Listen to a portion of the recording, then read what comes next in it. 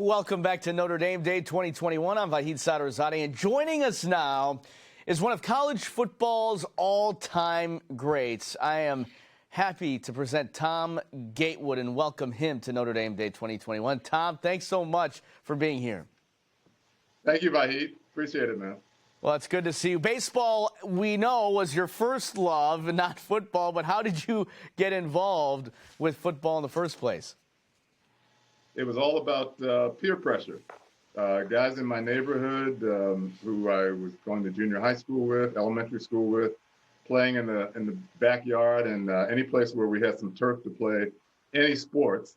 They were all going to go out for football when it came time to go to high school. I was a baseball guy. All I was concerned about was school and how many RBIs I could get. They convinced me to go out for football in high school because their rationale was, if you don't join us after school for football, you won't get to see us after school. Who are you going to hang out with? You're going to get a new group of guys, or you're going to hang out with your brothers? And so I decided, okay, I'll give it a whirl without any real positive feeling that I would make the football team because I had not played any organized football ever.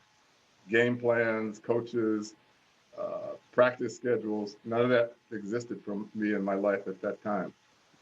600 guys came up for football in my high school of 4,000 boys.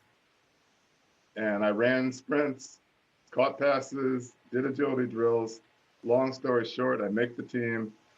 Everybody's happy. All my buddies and myself are playing with each other as a team, as a unit, as a brotherhood, as well as being lifelong friends. Well, we're glad that they peer pressured you. I'm sure the college football world is glad as well. 200 scholarship offers. Thom, how did you end up at the University of Notre Dame?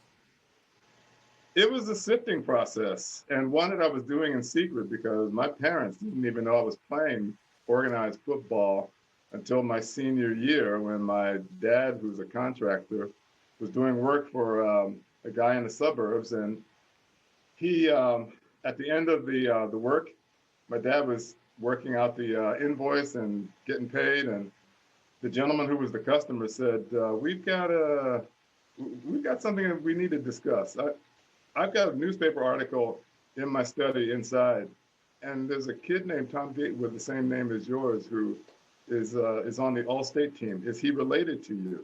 My dad said, "No, he doesn't play football, so it can't be." So he comes out and he holds it up, my likeness, and there it is.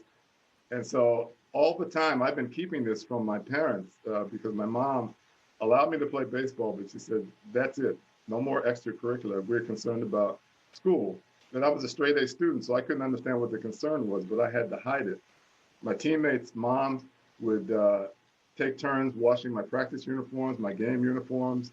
I was doing, as far as my parents were concerned, extracurricular activity, study group, so forth and so on. And meanwhile, I was an all-state performer 2 years in a row. We won the state championship 3 years in a row in high school. And I was able to hide it, keep it low. But my coach, George Young, who was a history teacher in school and also doubled as an assistant to Don Shula, the Miami coach of all glory. But before that, it was the Baltimore Colts, not the Indianapolis Colts, but the Baltimore Colts, where Shula was head coach. And my high school coach was working with him. So I trusted him. He really knew what was going on. So he was really my mentor in terms of picking out and weeding out schools. My parents, my mom had a high school education. My dad was a sixth grade student. They really had no experience with college. So I was depending heavily on George Young, who would ultimately become general manager of the New York Giants during their heyday of winning several National Football League titles in the future. But he sent tapes of me playing to Notre Dame, who had not recruited me and was not on that list of 200 schools. And I got a trip to come out to Notre Dame. And the rest is history. I decided that's going to be the place I'm going to land. Well, you were initially placed at running back when you got here. What did it take to get switched over to wide receiver? How did that transition go? I didn't realize at the time that Coach Parsegian's real talent was to recruit athletes first and then position later. Because when I came out, I was not a running back, never played that position, played tight end, and did a lot of broken field running after the catch. I would catch 3-yard pass and turn it into a 75-yard score. So I guess they saw broken field running, saw some speed, and decided I had enough strength to do that. But I wasn't convinced. So I was a very sad guy through my freshman year, not having a chance to play on the varsity yet because we didn't do it then in those days. It was just a freshman team and then 3 years of varsity. So I had to bide my time, learn as much as I could, use the skills that I had. I managed to start on the freshman team, get some playing experience, but I was not happy. And I campaigned vigorously in my first spring to work out with the receivers at all times, work out with quarterbacks, catching passes to try to demonstrate that I had other skills. I had skills more than just running from the backfield. So somebody finally woke up and said, you know what? I think we can slot this guy over here. And I spent that first spring working out, started on the first blue gold game. And after that, I learned and learned and learned. And Coach Parsegian taught me how to really learn the game, not just my position, but you have to know the whole field. Because as a wide receiver, you're making contact with different parts and different layers of the field. So if you know what your position is, and you know what the tight end is doing and what the wing is doing and what the other running backs are doing, then you'll have a better focus on how to be an effective receiver. My eyes should be seeing the same progression that Joe Theismann, who was my quarterback, would be seeing. So he would know if the defense changes on the move and I see a change on the move, I'm going to go right or go left. He knows ahead of time I'm going there. And Joe was an extremely accurate passer. So it clicked from the start. And we just had a ball communicating with each other. Well, from being coached by one of the all-time greats to playing with one of the all-time greats in Joe Theismann. He's going to be on with us at Notre Dame Day in just a couple of hours. What is maybe one memory or two memories most that you remember playing with Joe? One in particular was the Cotton Bowl. The first time Notre Dame went to a bowl game of any kind in 45 years, happened in the 1970 Cotton Bowl game. And during that game, I caught 6 passes, but we were kind of sluggish, and we were playing against Texas. And we were pretty much neck and neck. We had scored 3 points. We were up 3-0 in the game. And we were looking for a way to break this thing wide open. And Coach was throwing the ball intermediately to me most of the season. And we discussed the play. We had done a few things. Joe and I looked at each other in the huddle, and he just said, you just keep reading the safety, keep reading the safety. If you see that he is, in a different part of the field, in a different third of the field, and he's peeking inside, because we basically were a running team with passing as a third down weapon.